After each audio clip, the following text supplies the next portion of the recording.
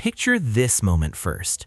Rome, the empire that crushed Gaul, humbled Greece, and marched wherever it pleased, suddenly slowing its legions, hesitating, looking east with something dangerously close to fear, because beyond the Euphrates there was an enemy Rome could not intimidate, could not out-discipline, and could not easily understand.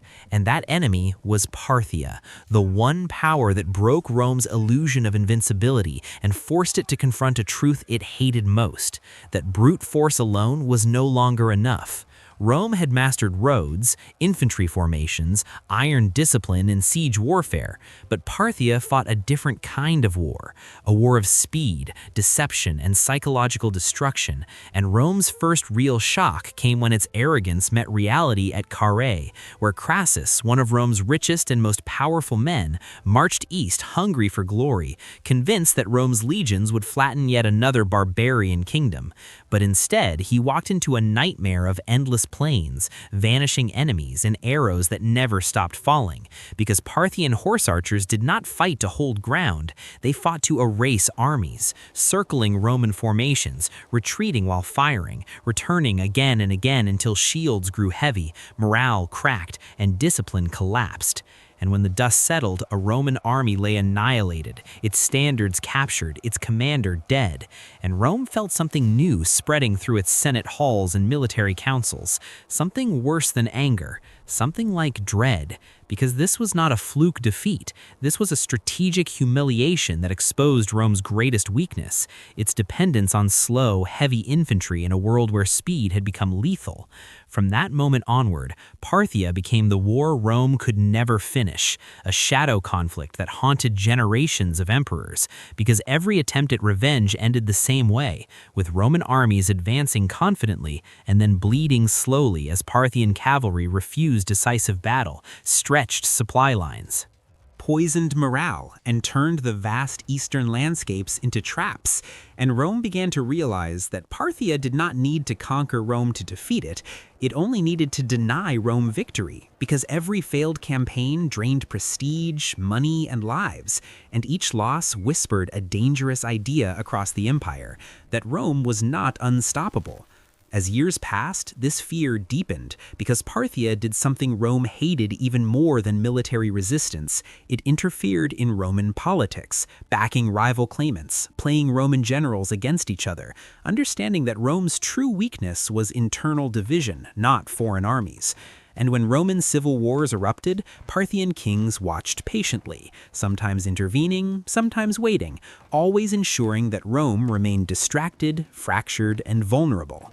And even when Roman emperors finally learned to adapt, adding cavalry, changing tactics, studying their enemy instead of mocking them, victory remained elusive, because Parthia was not just another enemy to sack or a capital to burn. It was a system designed to absorb pressure and survive. And this drove Rome into a psychological war it could not win, where every Eastern campaign felt unfinished, every triumph temporary, every retreat humiliating. And over time, the conflict evolved into something darker, a rivalry spanning centuries, morphing as Parthia gave way to new Persian powers, but never disappearing, because the Eastern threat remained constant, always reminding Rome that there existed a frontier it could not permanently secure. And that knowledge changed Rome itself, forcing heavier taxation, more militarization, more suspicion, more paranoia, slowly tightening the empire into a rigid, anxious machine that feared collapse as much as invasion. And this is why Parthia was not just another enemy, but the war Rome was terrified of. Not because Rome always lost, but because Rome never truly won. And in an empire built on the myth of eternal conquest, an unwinnable war was the most dangerous enemy of all. After Carrhae, Rome told itself a lie, that the defeat was Crassus's fault, not Rome's, that one greedy man had failed, not the Roman system. But deep down, the generals knew better, because fear does not come from one loss, it comes from patterns. And the pattern was clear. Every time Rome pushed east, Parthia pulled it apart without ever standing still. And this realization infected Roman strategy with hesitation, because now every march beyond the Euphrates felt like stepping into invisible quicksand. And yet Rome could not walk away because empires survive on reputation, and Carrhae had shattered Rome's image across the Eastern world.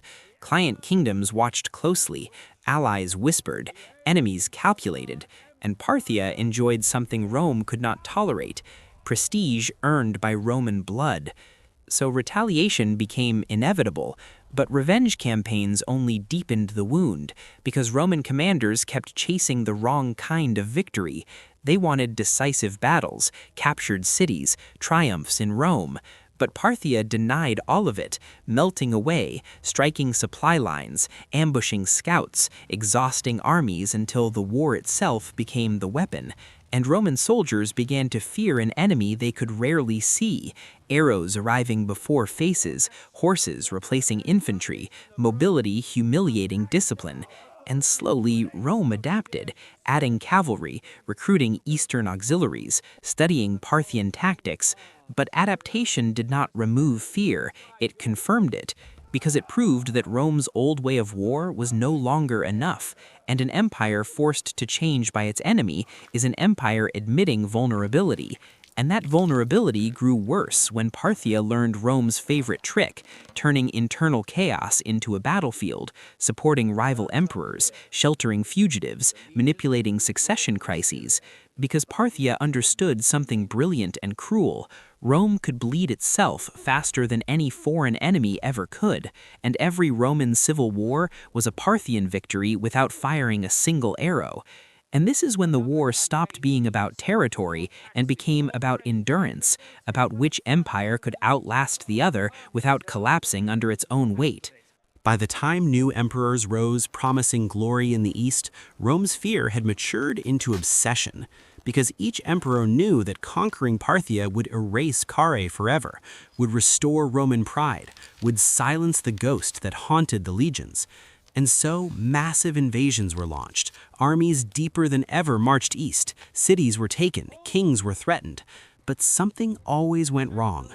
Supply lines stretched too thin, rebellions erupted elsewhere, generals turned traitor, seasons shifted, and Parthia survived again, bruised but alive.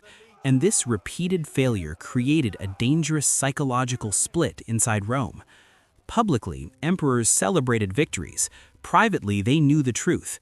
The East was not conquerable in the Roman sense, and that truth shaped imperial policy. More fortifications, more standing armies, heavier taxation, harsher control over provinces.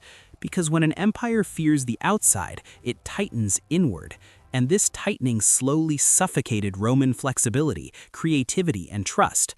And while Rome obsessed over Parthia, the war itself evolved. Parthia fell, but Persia returned stronger, more centralized, more ideological, inheriting the same geography, the same cavalry traditions, the same understanding of Rome's weaknesses. And suddenly, Rome realized the nightmare was permanent, not tied to one dynasty or king, but to the eastern frontier itself, a frontier that produced enemies Rome could not intimidate into submission. In the final phase of this long terror, Rome no longer dreamed of total conquest. It dreamed of stability, of borders that held, of wars that ended. And this was the most revealing change of all, because Rome had shifted from predator to defender without ever admitting it. Emperors now measured success not by expansion, but by survival. And the Eastern wars became grinding stalemates, devastating for soldiers, expensive for taxpayers, corrosive for imperial confidence. And generation after generation grew up knowing that somewhere beyond the eastern deserts existed a rival who would never kneel, never collapse, never disappear. And that knowledge sat like poison at the heart of Roman power, because Rome's greatest strength had always been belief.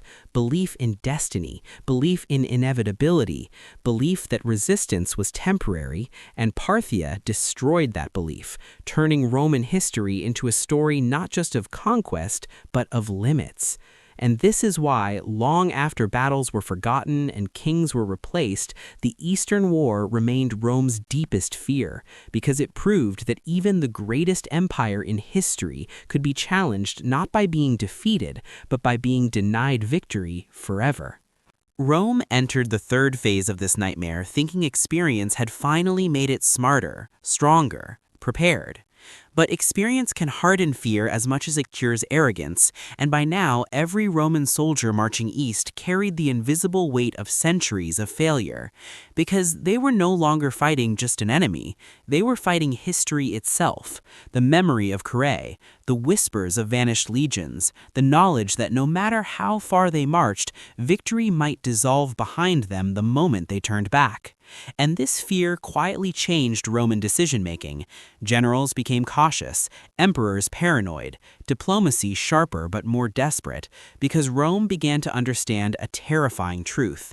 Parthia and later Persia did not need to defeat Rome in open battle to win. They only needed to exist, to survive long enough for Rome to exhaust itself. And this realization created a slow, grinding war of nerves where every campaign felt like a gamble with the empire's credibility. And even when Rome achieved tactical successes, captured cities, defeated armies, installed puppet kings, the triumph felt hollow because everyone knew it would not last. Revolts would flare, borders would shift back, and Rome would be forced to return again and again, pouring gold, men, and attention into the east while other frontiers quietly weakened. And this is where the war became truly dangerous, because Rome's obsession with the eastern threat blinded it to rising pressures elsewhere, forcing it to stretch its military thinner, harden its rule, and extract more from its provinces, breeding resentment at home while fear dominated foreign policy. And internally, the Senate and emperors argued not about conquest, but about containment, about how much blood and treasure the empire could afford to lose without collapsing, a conversation unthinkable in Rome's earlier centuries. And soldiers felt this shift most clearly, because they no longer believed every war would end in glory. Many marched knowing survival itself was success, and when an empire's army fights to endure rather than to win, its spirit changes, becoming defensive, brittle, and slow to adapt. And yet, Rome could not retreat, because retreat would confirm the ultimate humiliation, that there existed a rival Rome could neither destroy nor dominate.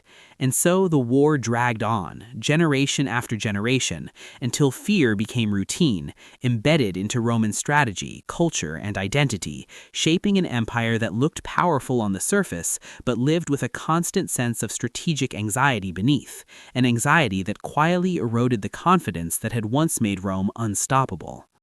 By the final phase of this long Eastern terror, Rome had stopped asking how to win and started asking how to survive without losing face. And that shift alone proves how deeply this war had scarred the empire, because Rome was never meant to think defensively. Yet now emperors ruled knowing that one disastrous Eastern campaign could shatter legitimacy overnight, spark rebellions, invite coups, and expose the lie of Roman invincibility. And this fear reshaped everything. Armies were kept permanently mobilized, borders fortified obsessively, diplomacy turned into constant crisis management, and the empire slowly transformed into a rigid war machine, built not for expansion, but for damage control. And while Rome struggled under this pressure, the Eastern powers evolved again, more centralized, more ideological, more ruthless, proving that the threat was not fading with time, but sharpening, and every generation of Roman soldiers inherited a war they did not start and could not end, fighting enemies who understood Rome better than Rome understood itself, exploiting terrain, patience, and political timing instead of brute force. And this endless stalemate drained the empire in ways no single defeat ever could, because slow wars consume morale, identity, and belief had always been Rome's greatest weapon, and when belief eroded, cracks appeared everywhere, corruption deepened, loyalty weakened, provinces questioned why they were paying the price for an unwinnable frontier, and even victories felt like temporary delays rather than turning points. And this is the final truth of why this was the war Rome was terrified of, not because it destroyed Rome in one dramatic collapse, but because it taught Rome something far more dangerous, that power has limits, that dominance is not destiny, and that some enemies cannot be conquered, only endured. And once an empire built on inevitability learns that lesson, its decline does not begin with invasion, it begins in the mind, quietly, irreversibly, long before the world notices.